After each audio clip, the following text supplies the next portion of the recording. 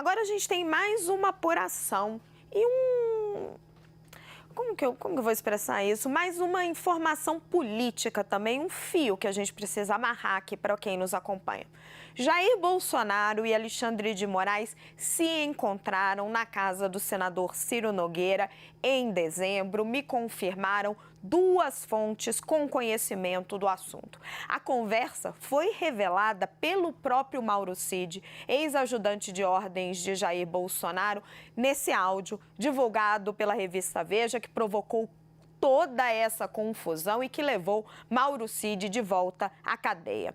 Bolsonaro é investigado em inquéritos presididos por Moraes, mas segundo eu conversei com advogados que entendem desse assunto, não tem nenhuma vedação jurídica para que os dois conversem.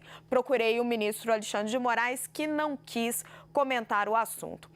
Também conversei com essas pessoas que me confirmaram o encontro, me disseram que a conversa foi apenas entre os dois e não se sabe muito o que eles falaram.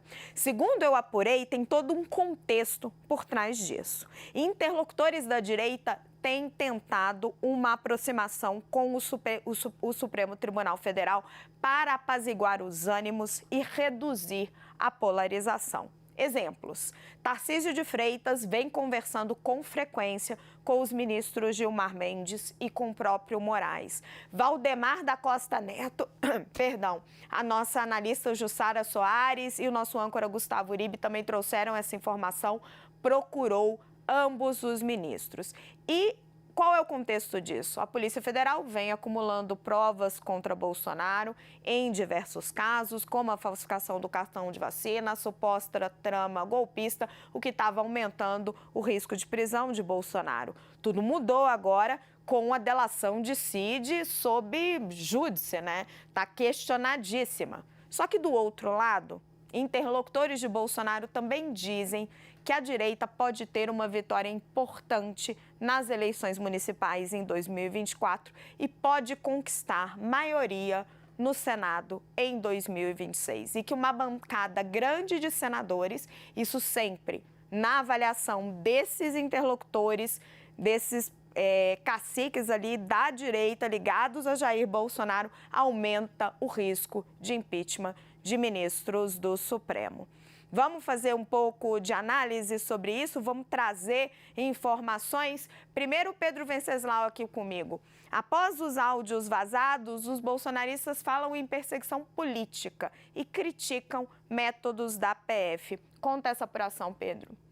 Olha, Raquel, a primeira impressão dos bolsonaristas, o primeiro movimento foi de cautela.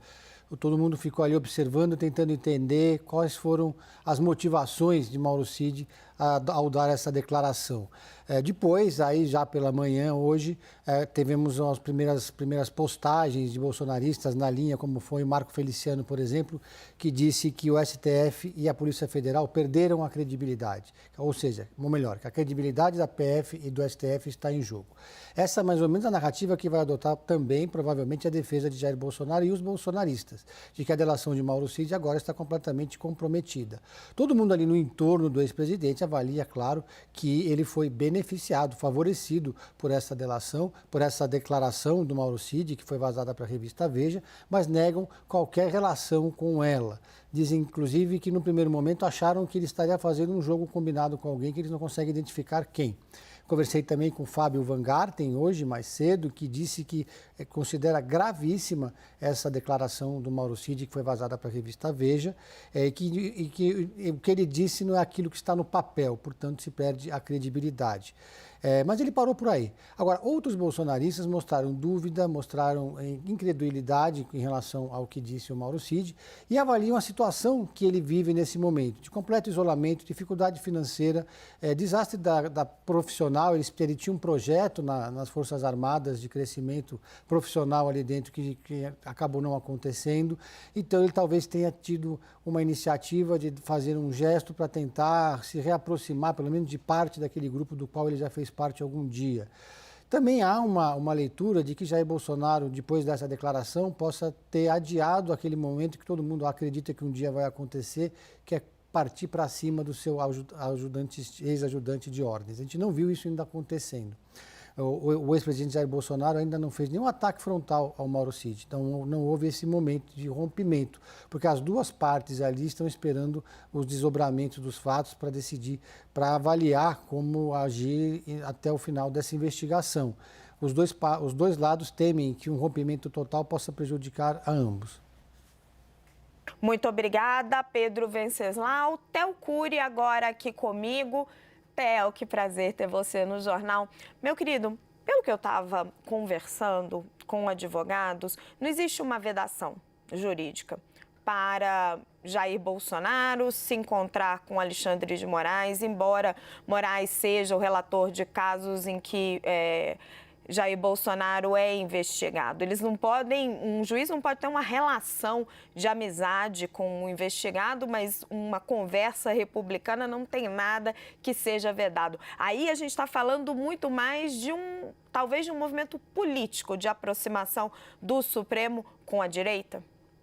Total, Raquel, boa tarde para você, muito bom estar aqui também. Pedro, boa tarde, ótima tarde para quem acompanha a gente. É de fato um movimento político e que aconteceu entre o presidente Bolsonaro, quando presidente, e ministros do Supremo Tribunal Federal por conta de uma relação institucional. Mas Jair Bolsonaro não tem uma relação e não tinha uma relação institucional forte com ministros do Supremo no momento em que ele era presidente da República, como é normal que haja quando o presidente, quem quer que seja ele, está no cargo, de manter uma relação institucional com todos os atores políticos e jurídicos envolvidos na República. Jair Bolsonaro não tinha esse acesso enquanto era presidente da República, teve depois de indicar Cássio Nunes Marques e depois André Mendonça, que foram os escolhidos por ele para o Supremo Tribunal Federal, e ele buscou uma aproximação pontual com alguns ministros. Foi o caso de Dias Toffoli e foi o caso de Gilmar Mendes. Eles se encontraram em algumas ocasiões, participaram de jantares juntos, mas ao mesmo tempo em que buscava essa aproximação institucional, também fazia uma série de ataques e muito fortes aos ministros do Supremo no Supremo e aos ministros do Supremo que estavam no Tribunal Superior Eleitoral. Agora, passado o tempo em que ele esteve na presidência, ele busca essa aproximação diante do andamento das investigações contra ele no Supremo Tribunal Federal. É do jogo político. Jair Bolsonaro, apesar de estar inelegível num período de 8 anos, ele ainda é um ator político muito relevante, que teve uma votação muito significativa e representa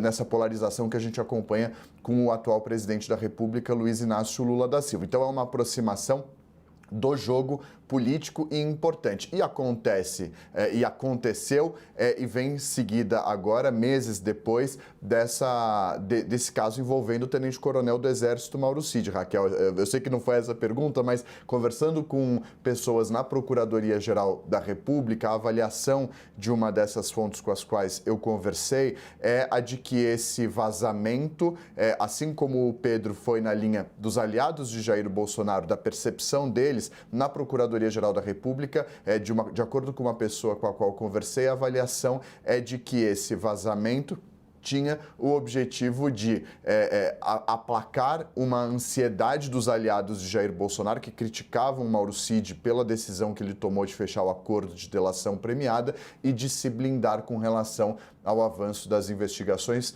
contra ele próprio, Mauro Cid, mas contra os interlocutores também do ex-presidente da República e seus aliados.